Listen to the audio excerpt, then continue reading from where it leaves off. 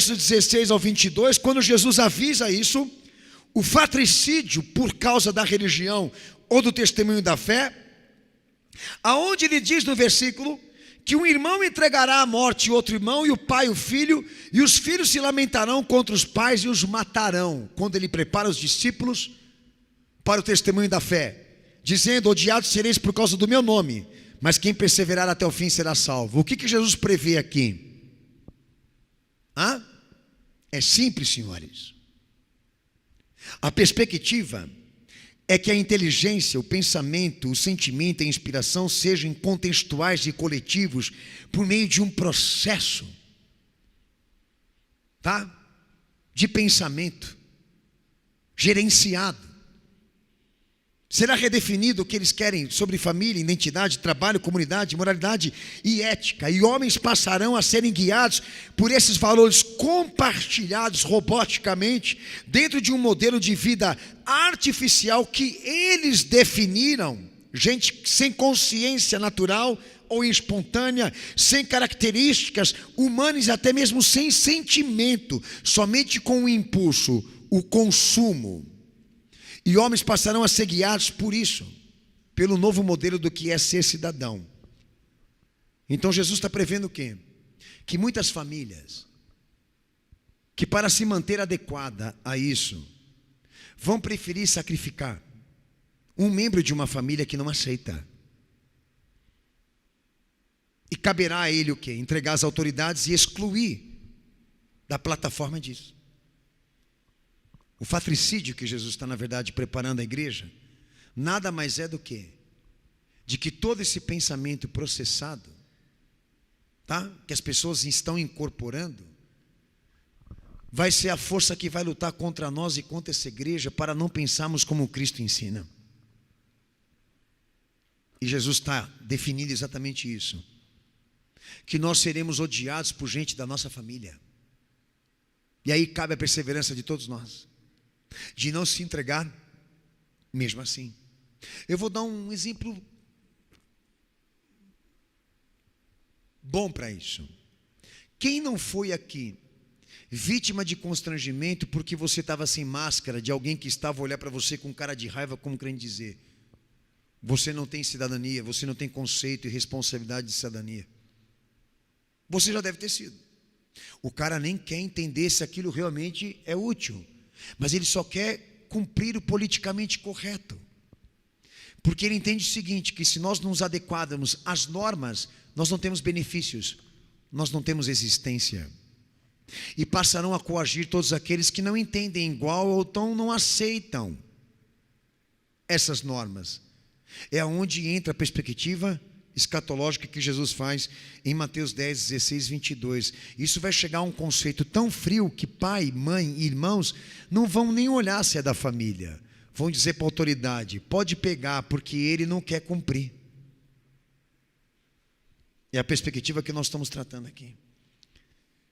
O modelo imposto, para quem negar, cabe exclusão digital ou até pena de morte. Por que não? Certo? Pensa.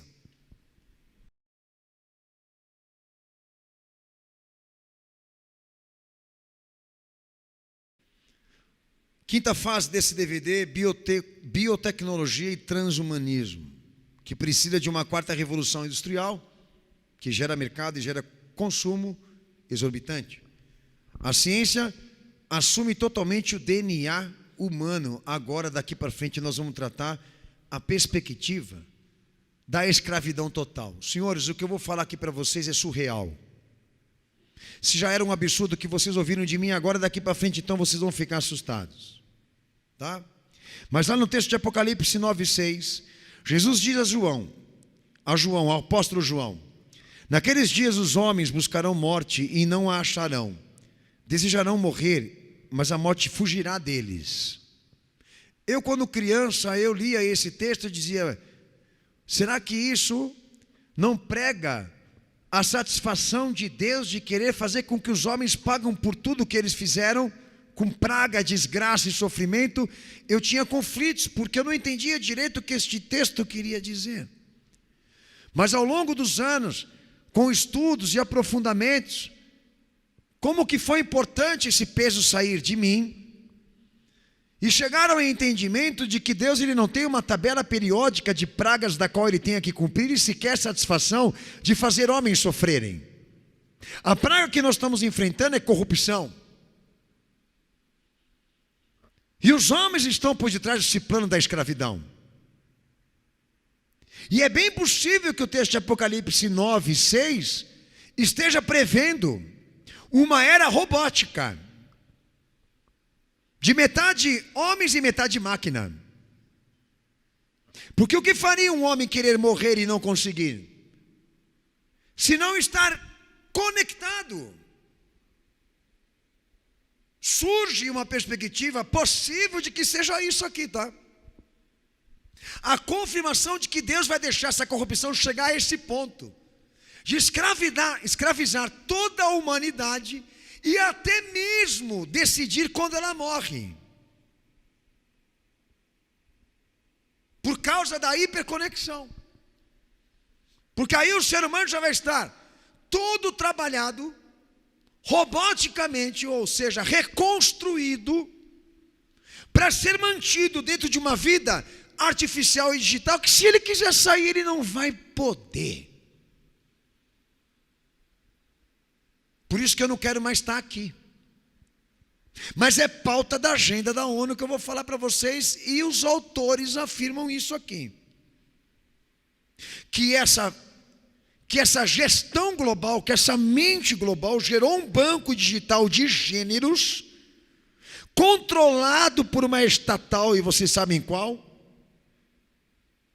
capaz de gerar uma tabela de DNA, digitalizar toda a vida, com códigos numéricos, com criação de códigos genéticos patenteados, a transformação e a reprogramação das formas de vida, transhumanismo, dispositivos implantáveis para gerar uma escravidão total.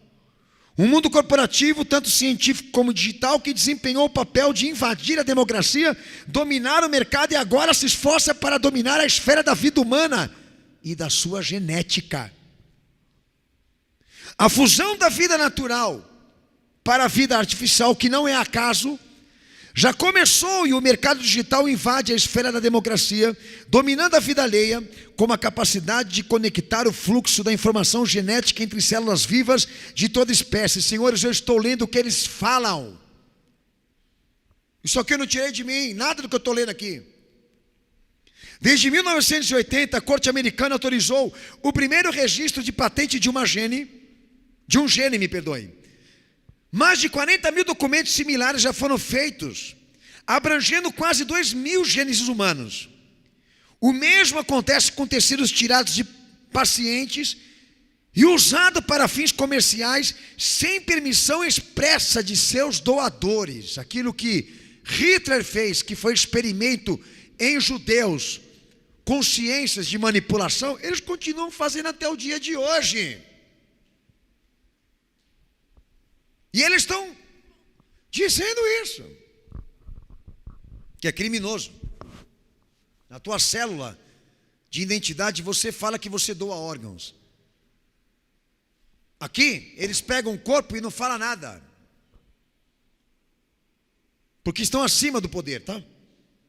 Na prática, o gene ou tecido propriamente dito passa a ser controlado comercialmente pelo detentor da patente. Ele vai construir um protótipo de ser humano que ele vai ser o patenteador disso. As multinacionais desempenham um papel crucial da exploração desses avanços com aplicação comercial lucrativa. A digitalização da vida, plataforma, e a criação desses códigos genéticos humanos, a fiscalização cibernética, visa não só agregar conteúdo informativo, instruções operacionais complexos de códigos universais de biologia decifrável, catalogadas, bem como mudar a configuração e as funções humanas, programar a vida. Marca o início desta era digital. Transformar formas de vida ou reinventar a vida de acordo com o design humano seletivo dentro de um arquivo digital. E o mercado segue visando dominar a esfera da vida. A criação de uma tabela genética, vida codificada, de plantas, animais, bebês, bactérias, micróbios, dentro de uma forma de vida catalogada, com caracteres, funções, estruturas criadas de forma pré-estabelecida. Todas as empresas do braço corporativo da biotecnologia sintética serão os únicos a terem controle e acesso a qualquer forma de vida, organismos, embriões, sementes de gênero alimentício e etc.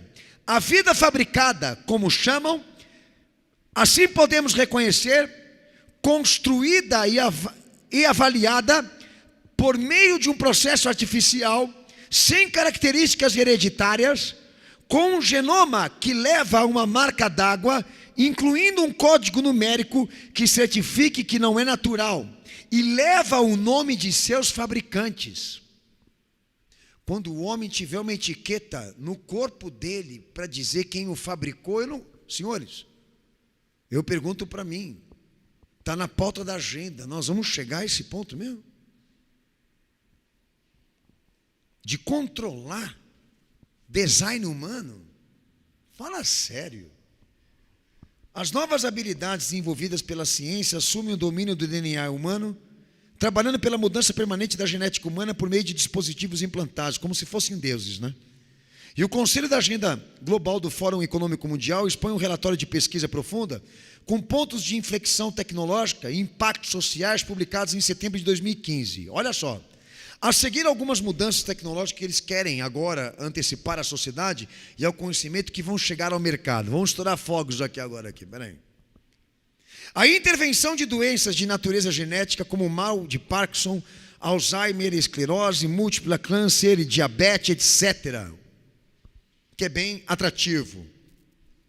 Projetar bebês, modificar crianças, selecionando características estruturais e capacidade como seres projetados. Ou seja, se eles não quiserem mais que negros existam, eles vão fazer isso.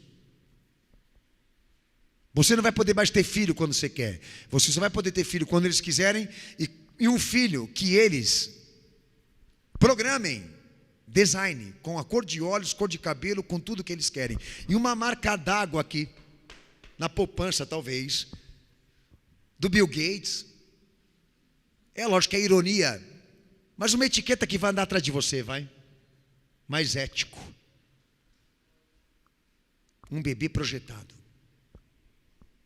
A iminente criação de uma vida artificial de acordo com o design humano. O uso de organismos sintéticos, a vida sintética, vida robótica, genoma projetado, inclusive alimentação. Clonagem humana. Criação de partes de corpo por impressão 3D. Desempenho, ou seja, até aqui pode ser até atrativo para você, mas em troca nós queremos tua alma, teu pensamento, tua vida, tua liberdade, tua autonomia, tudo, dá? Pensa nisso. A criação de partes de corpo, desempenho, controle de natalidade, controle genético de embrião, que eu já falei aqui, e de fertilidade, alimentos geneticamente modificados, produção seletiva e o fim da agricultura. Se só come agora o que é industrial, ninguém mais cultiva nada. Neurotecnologia, inteligência artificial, cidades inteligentes, tecnologias implantáveis como celular na cabeça, onde você quiser, como tatuagem, que eu já tratei, implantável, como também presença digital. Visão por interface imediata e direta, tecnologia vestígio, computação ubíqua, blockchain, Bitcoin nas mãos do governo e as funções administrativas de tudo isso na mão das corporações ou na mão de um cara só. Mas Klaus Schwab, ele traz aqui uma perspectiva negativa de todas essas que são positivas. Olha o que ele fala aqui. A perca da privacidade e do potencial da vigilância, o aumento da dependência e da perca de noção das realidades. Que honesto ele, né? O aumento da manipulação e da câmara do eco, a fragmentação política, percas de emprego, prestação de contas, tá?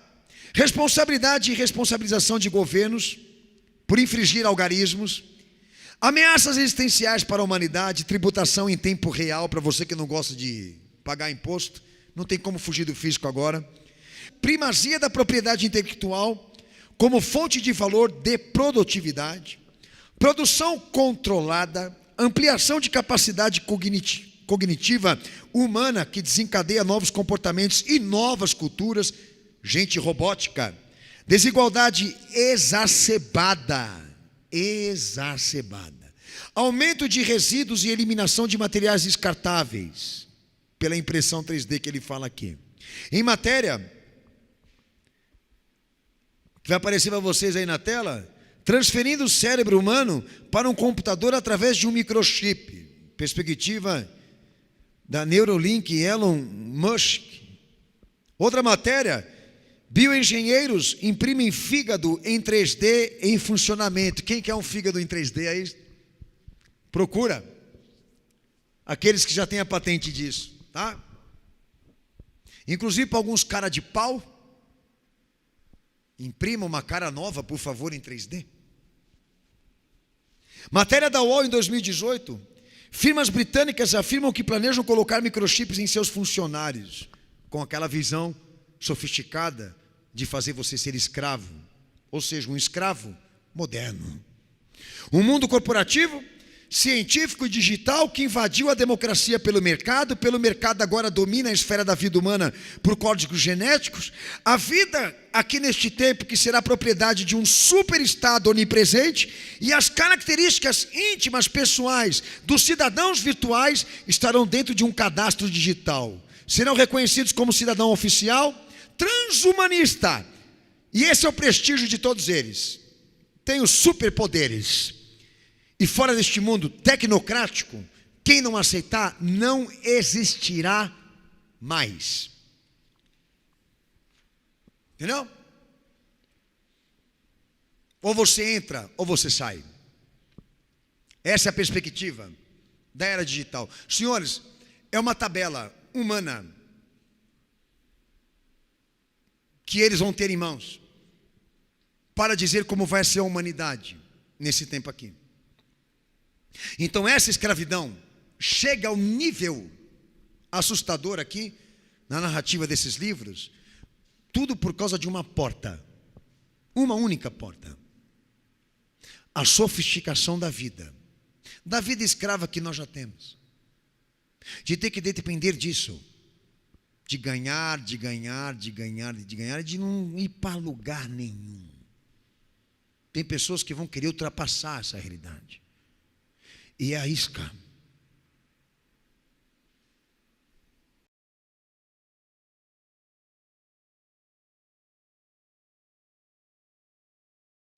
Senhor, nós vamos entrar agora na fase 6 desse DVD. Fundamentalismo econômico, e aqui de tudo que eu falei, fecha o quadro.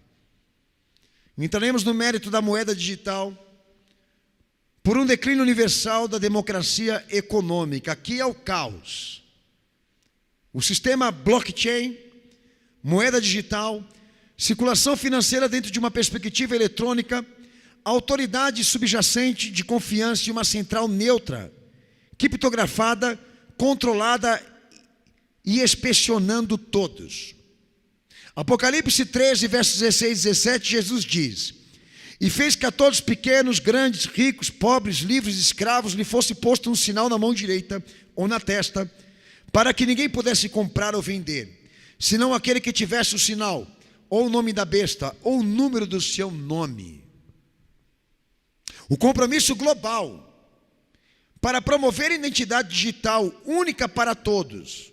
ONU e todos os membros adotaram um projeto de objetivos para 2030, do qual classificam como Objetivos de Desenvolvimento do Milênio. Esta agenda é um plano de ação mundial dentro de um aspecto de medidas urgenciais e necessárias que equilibram 3 dimensões da vida do ser humano: vida econômica, vida social e vida ambiental. São 17 objetivos e 169 metas tecnológicas cujos objetivos gerais estão nessa agenda. Acelerar o cadastro da identidade digital de cada cidadão nesse mundo. Estabelecer padrões por uma estrutura administrativa descentralizada digna de confiança, que facilite a interoperabilidade comercial. Terceira, incentive de multifinanciadores a identidade digital, estabelecendo um governo neutro que provoque participações por ecossistemas diversos, gerenciando reuniões, promovendo eventos e discussões. A crescente força política desse projeto de 2030, Meta 16.9, tem um programa ambicioso de harmonização por meio de hiperconectividade global, a rápida proliferação de aparelhos que se conectam entre os outros, combinados com potência computadorizada e a rápida extensão da banda larga, permitindo novos métodos de registro e interações entre indivíduos e seus dados de identidade. Segundo, tecnologias emergentes, novas tecnologias, incluindo blockchain, quando usadas em um conjunto com tecnologias certificadas como biometria, possibilita que todas as pessoas tenham acesso e façam parte de uma plataforma segura, verificada e persistente de forma tecnológica. Ou seja, que todo mundo será seguro lá dentro, mas que quem nos submeter não vai poder estar. A segurança que acaba virando o quê? Uma arma contra quem não vai aceitar ser controlado assim. Raciocine. Terceiro ponto, chamadas globais para um novo modelo de identidade. Consumidores estarão requerendo experiências digitais consistentes e com mais privacidade. De 2017 a 2020, o trabalho deste pacto focará em desenvolver e testar as melhores soluções tecnológicas para uma identidade digital, trabalhando com governos para estabelecer agências que implementem soluções rápidas. Por volta de 2030, teremos facilitado uma escala segura, verificável, persistente, acessível em qualquer lugar de um sistema digital consciente com o objetivo 16.9 de desenvolvimento sustentável. Na medida em que se abrir a porta, mais gente vai entrar com esse pensamento de segurança e vida sustentável. A Fundação Rockefeller, com a participação da Century, plataforma de tecnologia, Microsoft, IBM, trabalhando com tecnologias de biometria, através de um novo sistema blockchain, criptografado. Notem vocês que as mesmas empresas lá de trás estão na frente disso, tá?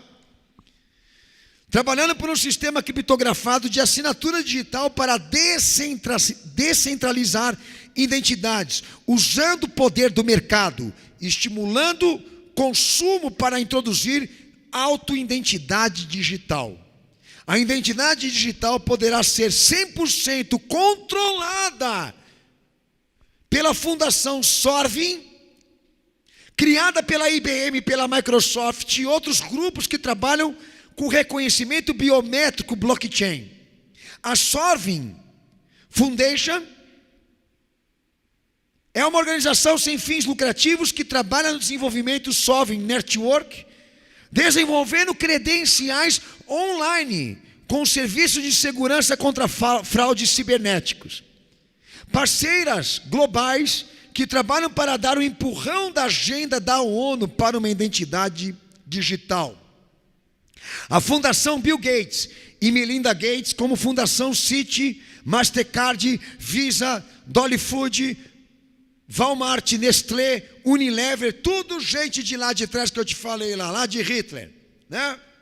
Recomendando o uso do pagamento digital ao invés de dinheiro, promovendo circulação financeira como pagamento digital em países membros, a fim de reduzir custos, implementar segurança e inclusão financeira avançada. Senhores, vocês estão ouvindo o que eu estou lendo aqui?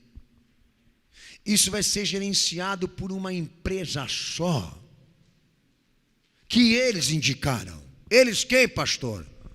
A dinastia, o conglomerado, tudo aquilo que eu vim falando desde lá de trás. Eles estão preocupados com o destino da humanidade e entenderam o seguinte, que essa vida digital deve ser controlada por gente que eles prepararam. Olha a situação. Somente a partir da quarta revolução industrial, aplicaria essas condições físicas que nós estamos falando aqui e digitais, como está sendo tratado nos livros, uma categoria digital. Eles precisam da quarta revolução industrial, tá? A internet de todas as coisas, a IoT, como chamam, descrita com relações às coisas, produtos, serviços, lugares, espaços, genética, dinheiro, etc. Dentro de um catálogo numérico, uma plataforma digital, uma cadeia de fornecimentos de dados, que torna possível para as pessoas relacionar-se com a internet, a revolução digital cria novas abordagens radicais entre o indivíduo e as corporações. E o blockchain é uma dessas coisas que certifica: aqui vocês estão seguros, neném. Não saem daqui porque aqui vocês estão seguros. Seguros, inclusive, daqueles que vão se revoltar, mas nunca vão entrar aqui, porque nós o excluímos. É o submundo. E aí a gente vai começar a viver uma perspectiva diferente. Tá? A visão criptografada da vida é nada mais isso. Ela entra por uma visão de segurança, mas na verdade o que eles querem é que ela seja um forte, uma prisão, aonde quem entra não sai mais, porque já está catalogado, já está chipado, já está numerado, já respondendo roboticamente ao pensamento, às expressões que eles definiram. Tá? Está descrito como livro razão distribuído, que é um protocolo no qual a rede de computadores verifica de forma coletiva qualquer transação antes de registrá-la ou aprová-la, permitindo que pessoas que não se conheçam tenham uma base de autoridade subjacente de confiança, uma central neutra criptografada, controlando e inspecionando até a relação entre eles. A ideia é impor um sistema que obtenha o controle total das informações e das relações. Para isso serve o blockchain. Tá? O Bitcoin, que é a moeda digital, como alguns conhecem, é um blockchain mais conhecido no momento na área econômica mundial. Mas esta tecnologia logo dará origem a outras. Se agora a tecnologia do blockchain registra transações financeiras feitas de moedas digitais, o Bitcoin futuramente ele servirá para registrar coisas bem diferentes, como nascimentos, óbitos, títulos, propriedades, certidões de casamento, diplomas escolares, pedidos de seguradoras, procedimento médico, votos eleitorais, qualquer tipo de transação que só poderá ser feito dentro de uma plataforma digital deles e codificada por eles. Fundamentam um sistema verdadeiramente global.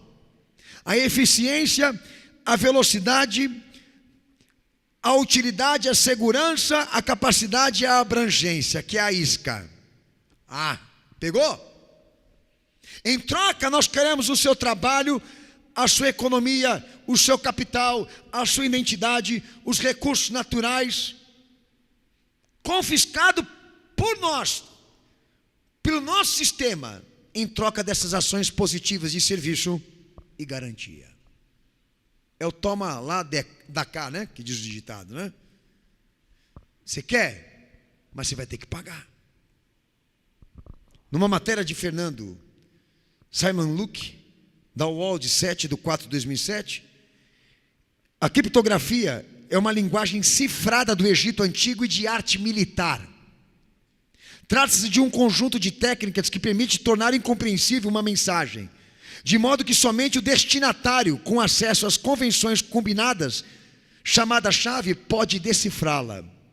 Antes de garantirem a confiabilidade desse sistema no mercado financeiro, o primeiro uso desse sistema foi na área militar, ocorrido no chamado bastão de Licurgo, utilizado por volta de 475 anos antes de Cristo, e na Segunda Guerra Mundial por mensagens trocadas entre os nazistas. Só para você ter uma noção, que é um outro fator que comprova como que eles vêm repetindo o mesmo sistema de governo, numa visão mais contemporânea. Os irmãos entenderam aqui que o Egito usou esse sistema criptografado? Ouviram bem? Que isso era uma técnica militar deles? Mensagem que trocavam entre eles que só eles podiam entender? É assim como eles vão tornar a plataforma digital. Só entende, só compreende, só existe, só conversa, só tem acesso a direitos quem é de lá. Quem não for, Não existe, não entende, não tem, não pode nada. Aí você já começa a entender onde vai ficar a igreja. Tá? Arqueologia do dinheiro. Por quê? A Bíblia diz aqui: e fez que todos pequenos, grandes, ricos, pobres, livres, escravos, lhe fosse posto um sinal na mão direita ou na testa, para que ninguém pudesse comprar, vender, viver, entrar, sair, se não tivesse o sinal dele, o nome dele, ou a marca dele. Agora você está entendendo por quê? Porque se trata de uma digitalização da vida, de uma vida artificialmente criada, de um mundo que não é o real, é o surreal, mas que todo mundo foi transportado para lá, a nível de identidade, informações pessoais e outras coisas que eu citei aqui, e lá dentro não sai mais. E quem está aqui fora que não quis perder a autonomia, que não quis perder fé, que não quis render-se, né, a esse sistema, e como preço negar Cristo, vai ficar do lado de fora e não vai existir. Não tem como penetrar, não tem como pular o muro, senhores, não tem. Não tem como a gente construir aqui uma visão do tipo revolucionária. Nós não aceitamos, mas vamos entrar porque vamos requerer o nosso direito, senhores. É só a Vivo e todas as comunicadoras de internet tirarem fora do ar a conexão, todos nós ficamos incomunicáveis. Certo? Imagine isso no nível maior. Arqueologia do dinheiro, entendam, senhores. A moeda sempre refletiu a mentalidade de um povo e de sua época. E sua produção sempre foi vista como uma necessidade do homem de se relacionar comercialmente e culturalmente. Lá atrás, essas relações eram feitas por trocas de mercadoria. O indivíduo valia o que ele tinha em mãos. Tá? Com a Revolução Agrícola, perdendo espaço e entrando a urbanização, a transformação desse processo produtivo por sementes e gêneros, trazida pela primeira e segunda Revolução Industrial, os clássicos alteraram mais uma vez a noção dessa riqueza. O que passou a valer agora são as notas que tem em mãos do indivíduo.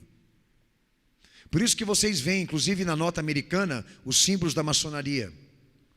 Ali na nota americana, o que eles estão deixando claro é o seguinte: nós dominamos o aspecto dos papéis, ou seja, nós dominamos a arqueologia do dinheiro mundial. E todas as fusões, como todas também revoluções financeiras e econômicas, tá? Por isso que você vê muita simbologia deles em notas. A primeira Revolução Industrial de 1760 a 1840, de transporte e mecânica, como a segunda Revolução Industrial, no final do século XIX, de energia e produção, representa o sistema financeiro clássico, que pelo dinheiro impresso, a economia era mais formal, por transações financeiras feitas por instituições e órgãos reguladores do governo, tributados pelo Estado. Aprimora-se o conceito econômico, mais individualista, metódico, criando níveis e posições de cada indivíduo dentro da sociedade, ou estruturas e grupos favorecidos por uma base de distribuição e controle mais seletivo de níveis de propriedade de nação. Conceito que acumula para o indivíduo seu capital de giro, valores em reserva, que ele vale o que ele possui ainda, tá? Que ele tem em mãos. Ninguém está controlando isso para ele, ok? A não ser as instituições e os bancos, tá? Se preocupando com a coletividade, até aqui o patrimônio representa o valor econômico pertencente àquela pessoa. A institucionalização chegou para o sistema financeiro clássico, tá? Mas não alterou tão radicalmente assim aquela impressão de que agora ele não é nada, como eu vou fazer você se sentir na quarta revolução. Mas espera lá, o sistema financeiro neoclássico traz a transformação do processo produtivo para uma economia mais compartilhada, possibilitada pela tecnologia, de preferência que tenha acesso às propriedades de ponto a ponto, partilhada de bens pessoais em vez de bens corporativos, com facilidade de acesso, maior interação social, consumo colaborativo, compartilhamento de forma aberta, resultando maior confiança. Esse momento da revolução é o que nós estamos, na verdade, agora vivendo a nível também de globalização. A terceira revolução industrial, que começa em 1960, entra a automatização e a digitalização, impulsiona mais isso ainda por tecnologia e digitalização. E este processo revolucionário na área de produção permitiu todo mundo, com esse interesse de globalizar ou chegar a outras dimensões nacionais com aquilo que vende, com aquilo que compra ou coisa parecida, impulsionou mais ainda esse interesse. Intenso desenvolvimento de produção em massa e extrema divisão de trabalho, o aparecimento do capitalismo industrial e posteriormente o capitalismo monopolista, aumentando demograficamente, em parte, as modificações também agrícolas ou técnicas agrícolas. A crescente urbanização, acarretados de problemas sociais, o aparecimento de enormes quantidades de mercadorias proporcionando o conforto que toda a sociedade gostaria de ter. A institucionalização do processo de mercado e comércio, como também a globalização, potencializam a quebra da economia formal para uma economia digital. Daí, quando a gente começa a falar do surgimento do sistema do blockchain ou da moeda criptografada, impõe um sistema financeiro alternativo agora, de códigos, que coloca um ponto final na economia formal. Você não é mais o que você possui em notas ou em propriedades. O que você é e o que você tem agora está dentro de um banco de dados que só eles controlam. O sistema financeiro que pagava em papéis, dinheiro expresso, onde a relação comercial só poderia ser feita por instituições ou órgãos reguladores do governo de cada país, exemplo, bancos, e mercado, capital, crédito, câmbio e monetário, passa a uma plataforma digital codificada, a um mercado único globalizado, com um regulador econômico controlado por uma ordem numérica que esteja conectada em um único banco de dados de rede integrada, cujos mecanismos de gerência quebram o papel do governo e fazem das corporações que lideram isso, amém, que fizeram florescer a descentralização dos poderes públicos, o primeiro governo real a implantar o blockchain, ou seja, um governo tecnocrático. A terceira revolução pode incluir uso biométrico, cartão de crédito, para atrair mais a população mundial para esse senso de conforto, de rapidez, de agilidade, etc, etc, etc. É a isca para o que vem na quarta revolução. E o que vem na quarta revolução? Um sistema que quebra inteiramente a economia individualista.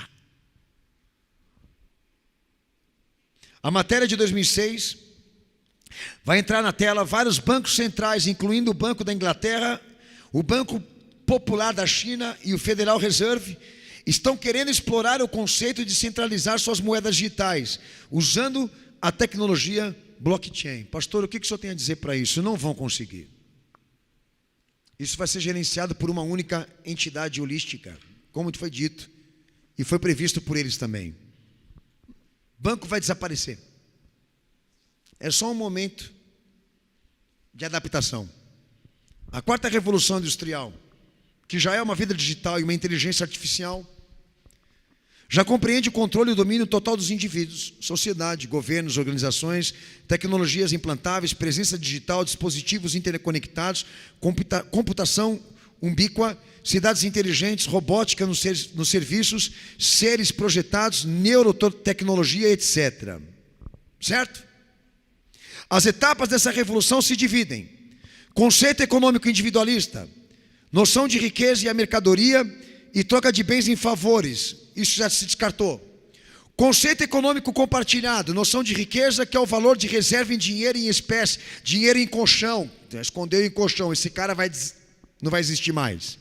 Conceito econômico formal e institucionalizado, noção de riqueza, que é o crédito do investidor, o fator da globalização, a mera impressão de conforto econômico que nós estamos agora, exatamente agora, que vai desaparecer. O que vai prevalecer é isso aqui: o conceito econômico eletrônico.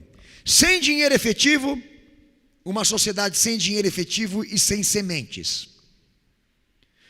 Garante o fim da liberdade nominal, da intimidade e do anonimato. Ninguém mais guarda dinheiro agora sem o governo saber.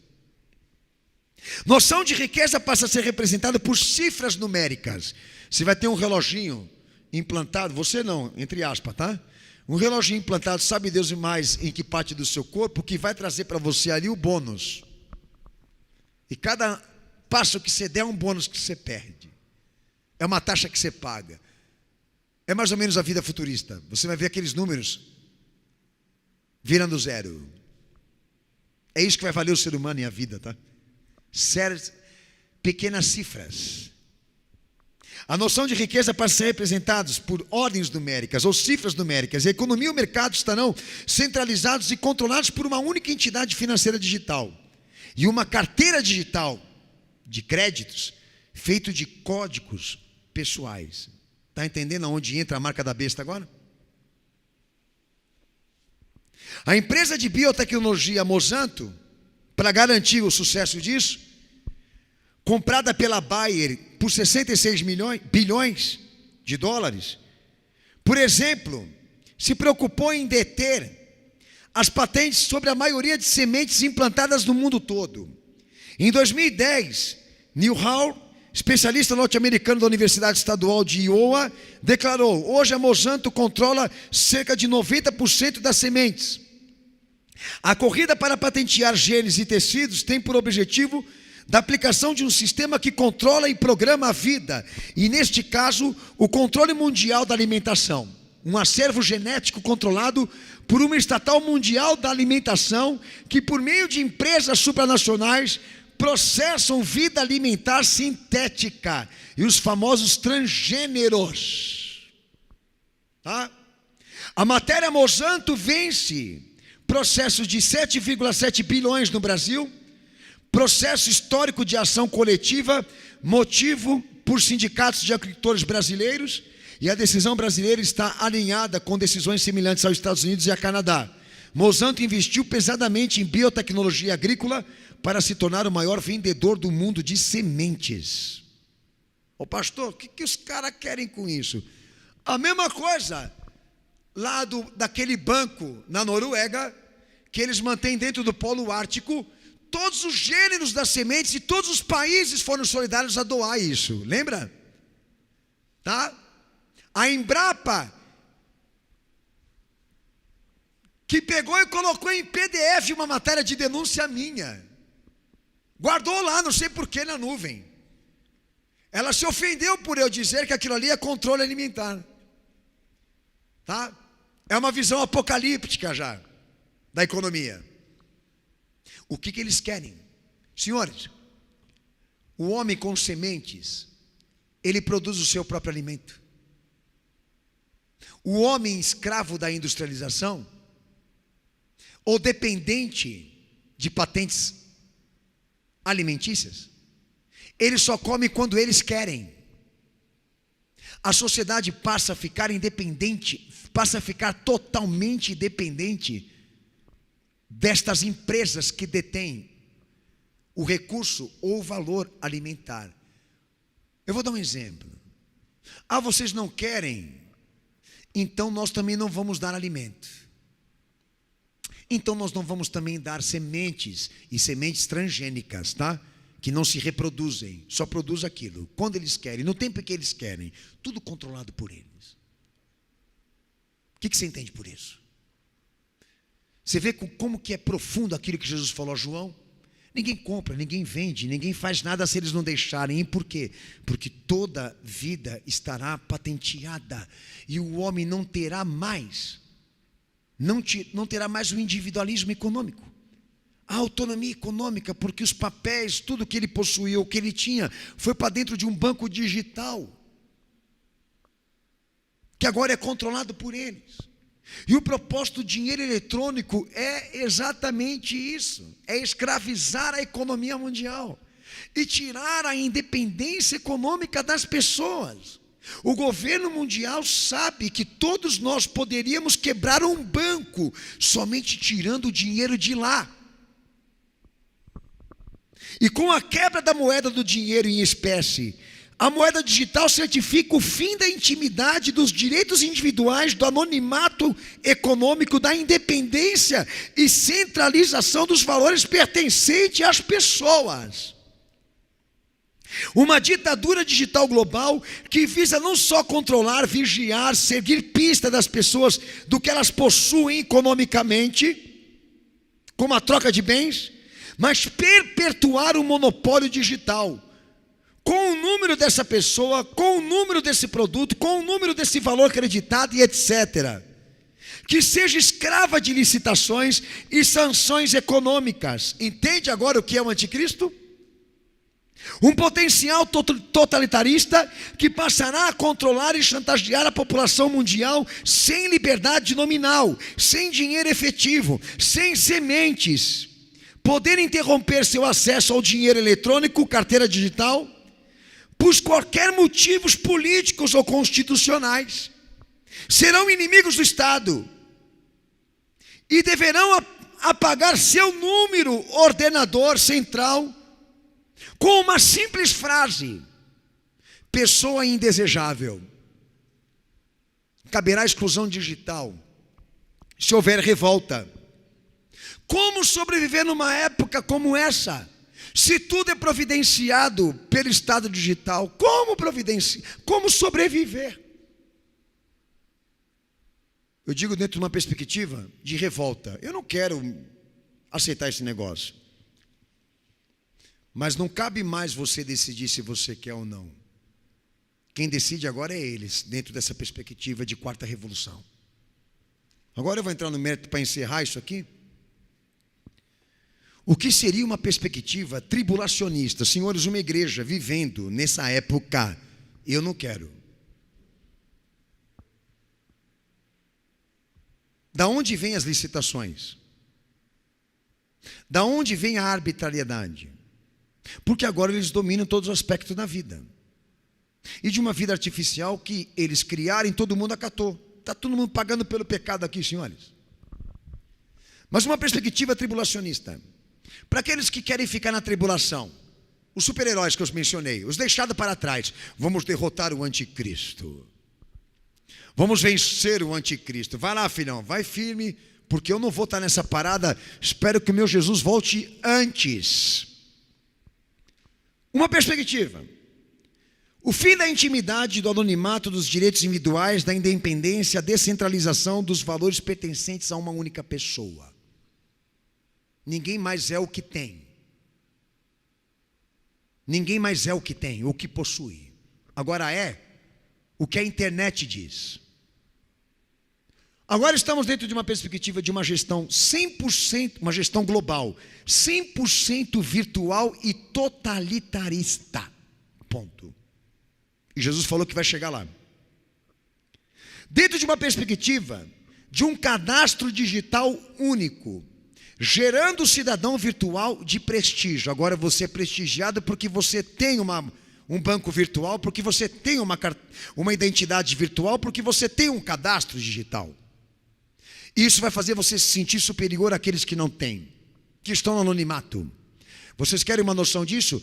As eleições só serão feitas agora debaixo do quê? De leitura biométrica. Quem não tiver cadastro lá não vai poder votar no presidente, votar para presidente, né? Olha o sentimento da população: eu não posso deixar de existir, eu não posso deixar de me adequar. O que vai fazer?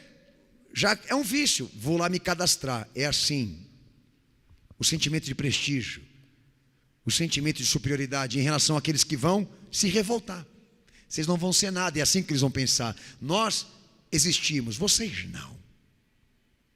Terceira perspectiva: uma carteira digital de créditos, uma plataforma de consumo, de mercado e de serviço. Ou seja, se você não tiver essa carteira de créditos que eles vão dar, você não pode comprar, você não pode vender, você não pode consumir, você não pode exigir serviço e sequer direitos civis. Ou você é ou você não é. Então, para ser um cidadão digital, você precisa aceitar a gestão global, se cadastrar na unidade digital única, ser um cidadão virtual de prestígio e ter uma carteira digital de crédito onde tudo que você possuou, ganhou na sua vida, esteja na mão deles, escondido em algum lugar, que só se transformou em alguns números para você, da qual você vai sempre entrar lá para saber quantos mais você tem. Então a perspectiva de Apocalipse 13, versos 16 ao 18, que eu já li, tá? Que traz uma perspectiva tribulacionista, agora sem dinheiro efetivo, sem relações interpessoais, porque não tem internet, sem sementes para cultivo. Como é que eu vou sobreviver se eu rejeitar? Sem acesso à plataforma digital. O que nós seremos numa época assim? Porque se o anticristo chegar para a igreja e disser: olha, vocês negam Cristo, neguem a fé, neguem a religião, neguem tudo de vocês, e aceitem participar disso, você vai falar: não, eu não quero, porque vou me manter fiel a Jesus. Então paga a conta, filho, porque você a partir de agora não existe. Então ele não vai precisar matar, todo mundo vai morrer automaticamente. Não tem recurso, não tem direitos, não tem sobrevivência debaixo de uma perspectiva dessa, porque está tudo canalizado. Agora vocês vão entender melhor o que é o anticristo numa época como essa. É o fim da liberdade. Então há 3 coisas que eu preparei para esse DVD para encerrar aqui. A primeira delas, existência. Senhores, existência depende de metafísica. Você existe porque nós estamos te vendo, porque a gente se relaciona, porque eu conheço a sua história, porque eu sei quem você é. A existência lá atrás, ela dependeria de uma visão metafísica, tá? A existência aqui nessa época, a base dessa concepção dependerá exclusivamente de uma identidade virtual criptografada, de um cadastro digital e plataforma global. Aqui surge a possibilidade de uma classe superior à comum, de uma categoria digital. Você só existe se você for um. Se você não for, não basta ter um corpo, não basta ter uma vida, não basta ser humano. Nós vamos te excluir. Olha o poder que esses caras têm na mão.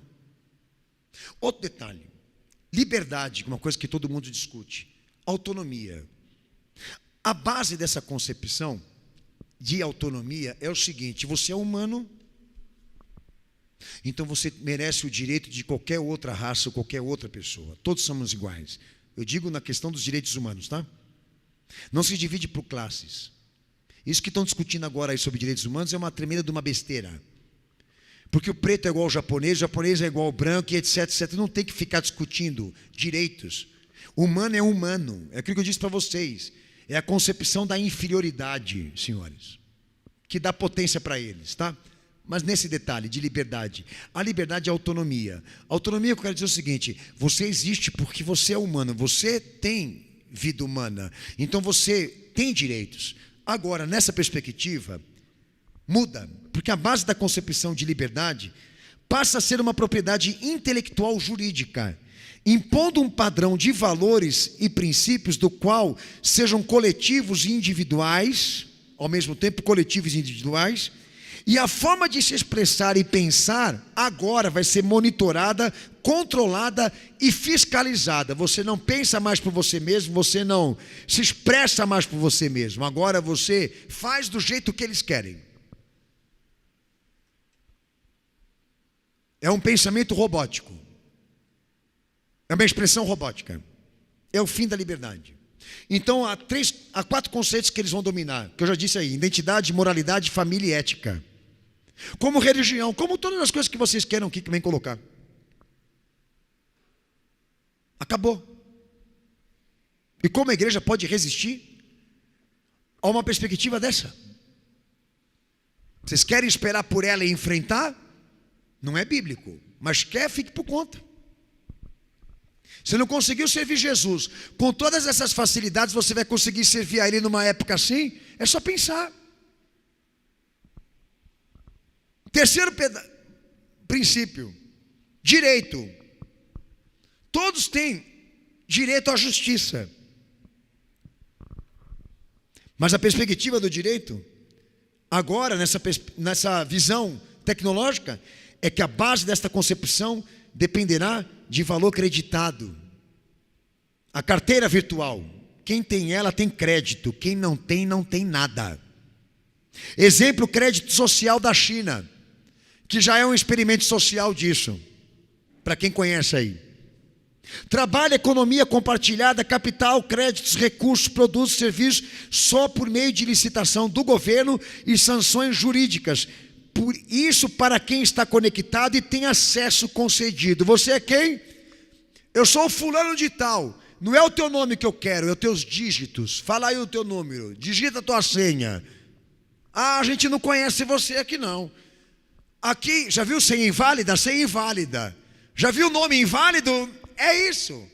Você não teve acesso concedido. Então não tem serviço, não tem trabalho, não tem economia, não tem crédito, não tem recurso, não tem direito. Porque foi excluído. Por alguma razão de rebeldia. Coube exclusão digital para você. Você vive como? Você vai fazer o quê? Por isso que este governo e essas entidades como o anticristo vai ter tanto poder em mãos. Por isso que eles vão controlar toda a raça humana, porque tudo vai estar catalogado, tudo vai estar simplificado e canalizado num único sistema. Isso é fácil o raciocínio. É simples. Agora o que me surpreende são pessoas acreditarem que vão conseguir servir a Cristo nessas condições, senhores. Não subestime o poder deste mal. Não subestime a força disso que hoje nós documentamos aqui. A igreja, ela tem que saber os seus limites, ela tem que conhecer as suas fragilidades, ela tem que ter percepção disso. Por quê? Porque qualquer cálculo errado, quem vai não volta. E quando o sistema pedir como preço de existência, liberdade e direito, a confissão de fé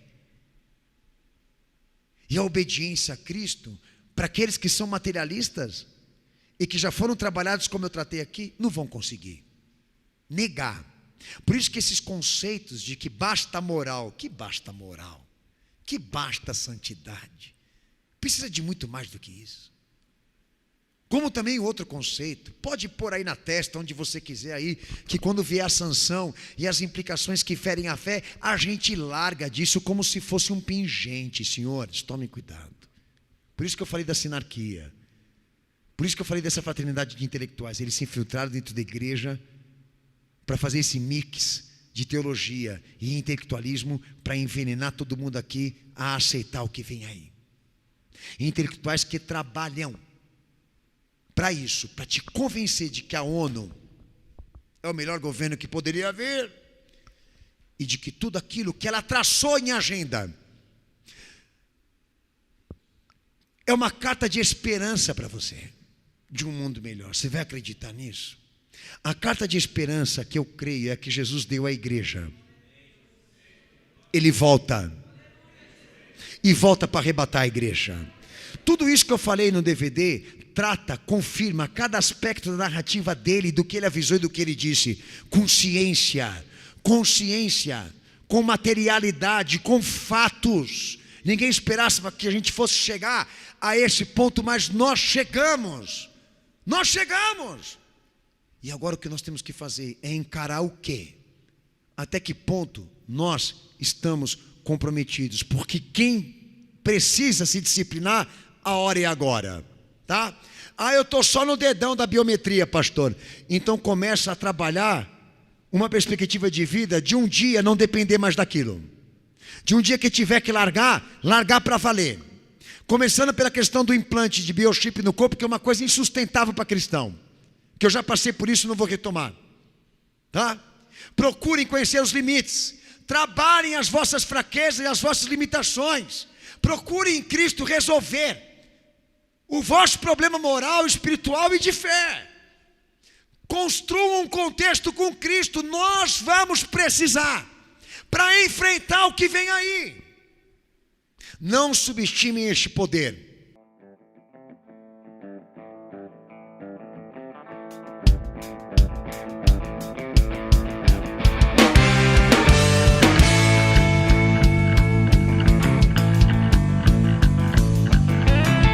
Permaneça sob os céus e os astros, a vinda do Senhor.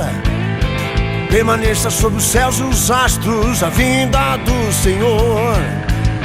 Mostra meu rosto, Rei da terra. Mostra meu rosto, Rei da terra. És o dia.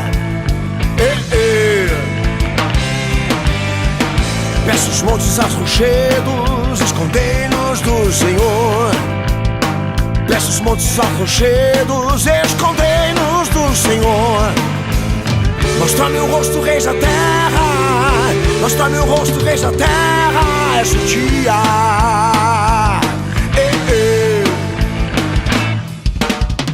Rei dos reis, Senhor dos senhores, fiel, justo e verdadeiro. Esta beleza envergonhará até dobrar os joelhos. Cai sobre ele o seu dia.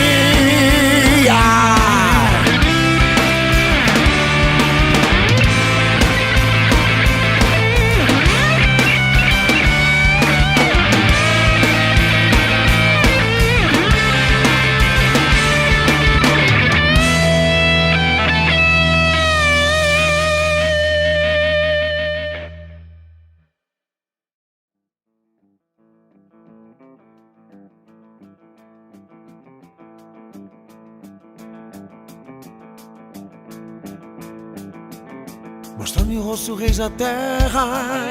Mostra-me o rosto, Rei da terra. Mostra-me o rosto, Rei da terra. Mostra-me o rosto, Rei da terra.